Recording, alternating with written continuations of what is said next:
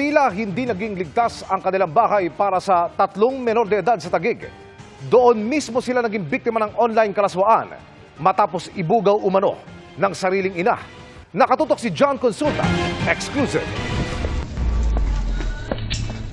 Pagkakuha ng senyas, pinasok ng NBI Human Trafficking Division ang lugar na ito sa Taguig sa bisa ng isang search at cyber warrant. Para di maputol ang ongoing transmission ng transaksyon na ebidensya sa operasyon, mabilis na inagaw ng NBI agent ang cellphone ng kanilang target sa loob ng bahay na nauwi sa hatakan. Ano po yun? Kuya! NBI kami! NBI! Naresto ka namin! Arestado ang 36 anyos na nanay na suspect habang nasagip naman ang 3 anak niya na edad 17, 6 at 4 na taong gulang. Na-recover ng NBI ang cellphone ng suspect na nakita ng mga malalaswang litrato ng mga batang biktima at inilalako umano sa mga dayuhang parokyano. Ayon sa NBI, ipinasa ng kanilang counterpart sa US Homeland Security ang online kalaswaan na aktibidad ng suspect matapos mahuli ang isang American pedophile na may hawak na child sexual abuse material na galing Pilipinas. Mismong ina ng mga bata ang nang-aabuso sa kanyang mga anak habang pinapanood ng kanyang mga dayuhang kliyente. Mayroong mga larawan na naliligo yung kanyang mga anak na walang damit at ito ay kinuna niya ng larawan at ito ay kanyang inaalok sa foreigner. Sinama rin sa nirescue ang 4 na taong gulang na pamangkin ng suspect matapos matuklasan na pati anak ng kanyang kapatid ay ginagamit niya sa online sexual exploitation kapalit ng pera. Kinasuhan po natin sila ng paglabag sa RA 11930 at ng human trafficking yung RA 9208. Kasalukuyan yung mga bata ay nasa kustodiya ng DSWD ng Taguig dahil sila ay mga menor de edad at kailangan nila ng psychosocial intervention. Wala pang pahayag ang nanay ng suspect na nakakulong ngayon sa NBI Detention Facility sa Bilibid. Para sa GMA Integrated News, John Consulta, nakatutok 24 oras.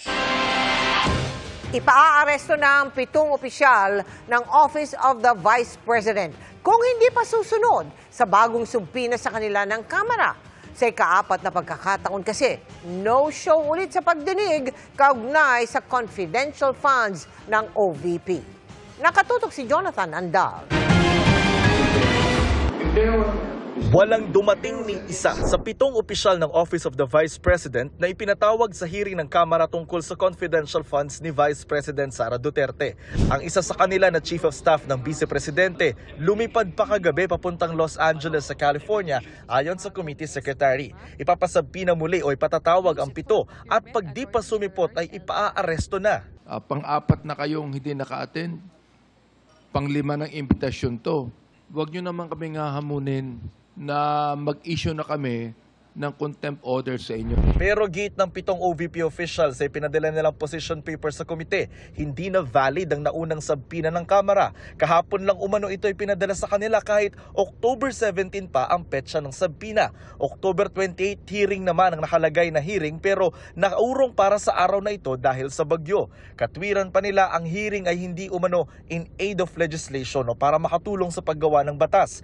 May karapatan din umano silang tanggihan ito batay sa desisyon noon ng Korte Suprema sa kasong Calida v. Trillanes. Ang tagapagsalita naman ni VP Sara, hindi na raw konektado sa bise. Nag-decide po kaming mutually, hindi ko kayang i-fulfill yung obligations ng contract as a spokesperson. I found it very difficult for me to go on media and be interviewed on the same matter kasi nawawala yung objectivity because I'm also part of the hearing as a resource person. Kaya di malinaw kung sino ang magsasalita ngayon para sa Vice Presidente, lalo sa mga tanong ng kongresista kaugnay ng mahigit kalahating bilyong pisong confidential funds ng DepEd at OVP noong 2022 at 2023 na di pa dinidetalye kung paano ginastos. Nasaan na ngayon ang 612.5 million? Sino ang gumastos nito at para saan ito ginastos? Kabilang sa pinuna ng mga kongresista ay ang mga acknowledgement receipt na isinumite ng OVP na walang petsa at walang pirma. Ang iba naman magkakaiba ang pangalan ng pirma at petsa pero tila iisa ang tinta ng panulat pati penmanship o sulat gaya ng 2 resibong ito. Kindly observe the letter J. Tama po ba na halos parehas yung letter J dyan? Yes, Mr. Chair. Yes? Tama rin po ba na parehas din yung color ng ink na ginamit at saka yung lapad po ng pagkasulat? Yes, Mr. Chair. Ang tinta na ginamit katulad din daw sa tinta ng pirmang ito ng isang ASEC ng OVP. Hindi po ba parehas yung pinakita ko na Prussian blue? Mukhang parehas, Mr. Chair. Ha? Mukha pong parehas. Parehas. So, it's the same ink used by ASEC Lemuel Ortoño, the Assistant Chief of Staff of the Office of the Vice President. There are only two things na pinuntahan yung pondo.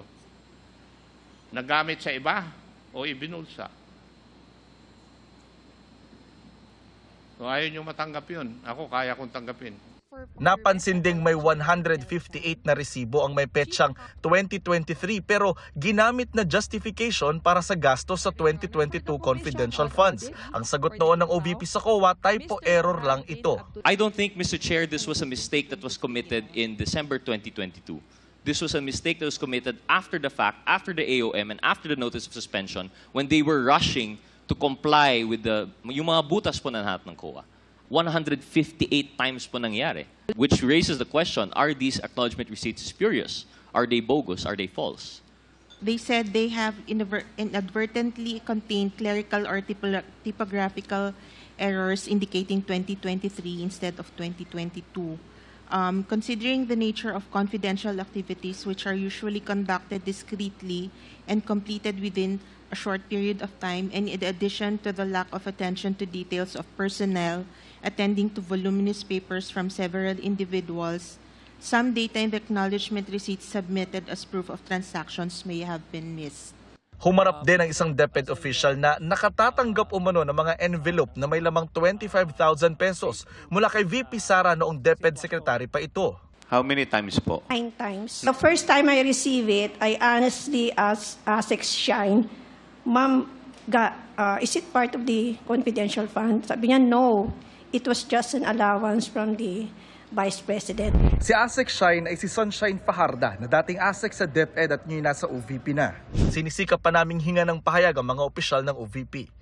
Wala pang bagong pahayag tungkol dito si VP Sara pero dati na nang sinabi, walang maling paggamit sa confidential funds. Para sa GMA Integrated News, Jonathan Andal, nakatutok, 24 oras. Mga kapuso, panibagong bagyo ang binabantayan ngayon kaya maki-update tayo kasama si Amor La Rosa ng GMA Integrated News Weather Center. Amor. Salamat, Ms. Vicky. Mga kapuso, lalo pang lumalakas ang bagyong Marce habang lalong lumalapit sa Hilagang Luzon. Dahil po dyan, nadagdagan na rin ang mga lugar na nasa ilalim ng wind signal. Signal number 1 po dyan sa Batanes, Cagayan, kasama ang Babuyan Islands, Ilocos Norte, Ilocos Sur, Apayao, Abra, Kalinga, Mountain Province, at ganun din sa Ifugao. Kasama rin po sa signal number 1 ang northern portion ng Benguet, Isabela, Nueva Vizcaya, Quirino, at ganun din ang northern portion ng Aurora. Inaasahan po dito sa mga nabanggit na lugar yung malakas sa bugso ng hangin. Posible po na madagdagan pa yan habang patuloy po lumalapit ang bagyo. At ayon po sa Pag-asa, ang pinakamataas sa babala, posibleng umabot sa signal number 4. Huling namataan ang Typhoon Marce, 480 kilometers, silangan po yan ng Etchage, Isabela. Taglay nito ang lakas ng hangin nga abot ng 130 kilometers per hour at pabugsong papalo naman ng 160 kilometers per hour. Yung pagkilos po nito ay pa-northwest sa bilis naman na 25 kilometers per hour.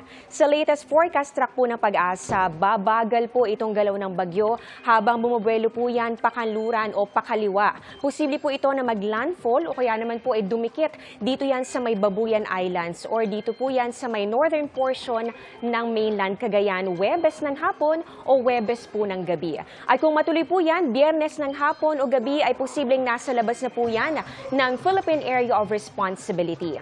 Ay naman sa Pag-asa, pwede pang magbago ang track ng bagyo. Depende po dun sa high pressure area na nasa taas po ng bagyo na pwede pong tumulak dito sa bagyong Marce pababa. Ang mahalaga po mga kapuso ngayon, maging handa po yung mga lugar na sakop nitong tinatawag po natin na area or cone of uncertainty o cone of probability. So posible po na yan ay umangat o di kaya naman po ay bumaba. Kaya dapat maging handa po itong extreme northern Luzon at pati na rin itong malaking bahagi ng northern Luzon. Sa ating namang satellite image, ito po yung mismong sirkulasyon nitong Typhoon Marce.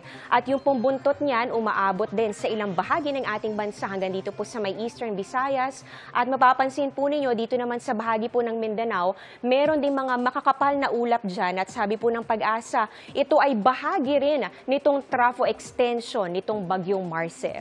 Base po sa rainfall forecast ng Metro Weather, mataas na po ang tsansa ng ulan bukas ng umaga pa lang dito sa may Cagayan, Isabela, ganun din sa may Apayao at ilang bahagi rin po ng Abra, Kalinga, ganun din sa Ilocos Norte. Makikita po ninyo nagkukulay orange and kulay pula, ibig sabihin po niyan heavy to intense rains ang mararanasan sa mga matitinding pag-ulan kaya mataas po ang banta ng baha o landslide. Magpapatuloy po yan sa hapon at may mga pag-ulan na rin sa ilang bahagi po ng Central Luzon, Calabarzon, Mindoro Provinces, Palawan, Bicol Region. Inaasahan din po natin posible pong ulanin ang ilang bahagi ng Visayas, lalong-lalo na dito sa may Samar and Leyte Provinces. Ganun din dito sa may Central and Western Visayas. Malawakan naman po ang mga pag-ulan dito po yan sa halos buong Mindanao at makikita po ninyo meron din mga malalakas sa buhos kaya doble ingat din ang mga residente. Sa Metro Manila naman, may tsansa din po ng ulan badang hapon at gabi pero may mga pagkakataon din po mga kapuso na nagkakaroon po ng thunderstorms kahit madaling araw. Dahil naman sa bagyong Marce at ganoon din po sa northeasterly wind flow, maalon at delikado pong maglayag sa ilang baybayin ng Northern Luzon at ganoon din sa ilang baybayin ng Central Luzon. At yan ang latest sa lagay ng ating panahon. Ako po si Amor La Rosa. Ito ang GMA Integrated News Weather Center. Maasahan anuman ang panahon. Happy Tuesday, chikahan mga kapuso! Sa iba't ibang fiesta sa Mindanao, nagpasaya ang ilang kapuso at Sparkle Stars. Ang celebration sinabayan din ng fun and learning. May report si Argel Literator ng GMA Regional TV. Nag-enjoy na sa magandang tanawin at coastline ng Malita, Davao Occidental. Napuno pa ng aral ang trip ni E.A. Guzman kasama ang Queendom Divas na sina Marian Osabel, Hannah Priscilas at Jessica Villarubin. Alam niyo ba na ang pangalang Malita ay hango sa salitang Espanyol na maleta na ang ibig sabihin ay suitcase? Pinaniniwalaan na habang tumatawid sa sapa si Don Mariano Peralta, isang veterano sa Spanish-American War, ay naanod ang kanyang dala, sabay sigaw ng maleta. Kinakala ng mga naninirahan doon na Malita ang tawag sa kanila. Matapos ang kanilang tour sa museum, tinikman din ng Kapuso Stores ang ilang ipinagmalaking pagkain ng probinsya tulad ng puto kasava at biko latik. Ganun ba pang commercial? Yan, gumaganon pa yung latik. Kuya, kung namin latik, gumaganon pa yung latik. Tapos bigla ngayon kakainin na ngayon na.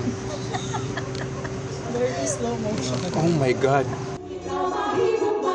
Nakisaya rin sila sa 9th araw ng Davao Occidental. Ang init ang pagtanggap ng taga-Malita sa amin. Biyaheng Malungon Sarangani naman si Ara San Agustin at Widows War star Rafael Rosel. Namasyal sila sa Ecotourism Park na ipinagmamalaki ng lungsod. Makikita rito ang panoramic view ng halos buong Malungon. May mini zoo pa. Bago niyan, pinasaya muna nila ang nasa halos 3,000 guro noong World Teachers Day. Sa Zamboanga City,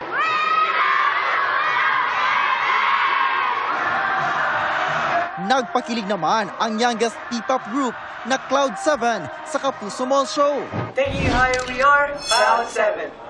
Kumusta po kayo? Kabilang dyan si Yang Hiroshi ng Pulang Araw na si Migs Jokno. Mula sa GMA Regional TV at GMA Integrated News, Argel Relator, nakatutok 24 oras. Itinanggi ni NCRPO Director Major General Sidney Hernia ang aligasyong pangingikil laban sa kanya at 14 pang pulis. Kasunod dyan ang isinampang reklamo sa kanila ng mga umano'y online scammer na inaresto sa isang raid sa Ermita sa Maynila. Ayon sa 4 na Chino, tig-1 milyong piso ang hiningi sa kanila. Hindi rin umano sila binasahan ng kanilang karapatan. Sagot ni Hernia, walang basihan ang reklamo na handa umano nilang harapin. Hindi rin anya kukonsintihin ang anumang maling gawain sa kanilang hanay, sabay hamong patunayan ang mga aligasyon sa tamang forum. Nakaka-high blood ang sunod-sunod na revelation sa GMA Prime series na Asawa ng Asawa Ko. Pero marami pang abangang sikreto ayon kay Kylie Padilla at Joem Bascon. Yan ang chika ni Aubrey Carampel. Sina Christy, Babang, Leon, pero papawiin ko siya. Babang. Jordan, Wala nang natira sa akin, pero babago lang. at Hannah. Pero mananagot si Christy. Babang. Ang bawat karakter sa GMA Prime series na Asawa ng Asawa Ko, handa nang bumangon at lumaban sa kabila ng mga pinagdadaanan. Si Hannah, na karakter ni Kylie Padilla, ipinagtapat na kay Leon na siya ang pumatay kay Shaira na ginagampanan naman ni Lizelle Lopez. Makakabangon na siya kasi nga na let go na niya yung dala-dala niya. Sunod-sunod nga ang mga revelation sa serye dahil sa mga sikretong unti-unti nang lumalabas. Pwede natin sabihin trauma na kailangan malagpasan ng bawat karakter. Masaya raw ang cast na sa mahigit 10 buwan, patuloy silang nakatatanggap ng mataas na rating at magagandang komento mula sa mga manonood. Siguro nakaka-relate sila maigi.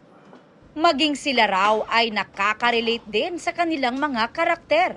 Yung co-parenting part, nagigets ko yun. Kasi mahirap talaga mag-co-parenting. Kunyari sa pagmamahal, gagawin ko yung lahat para mapatunayan yung pagmamahal ko dun sa taong yun.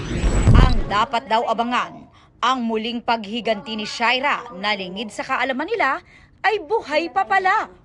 Hangarin umano sila sa pagganap ni Lizelle na very effective sa kinaiinisang si Shaira.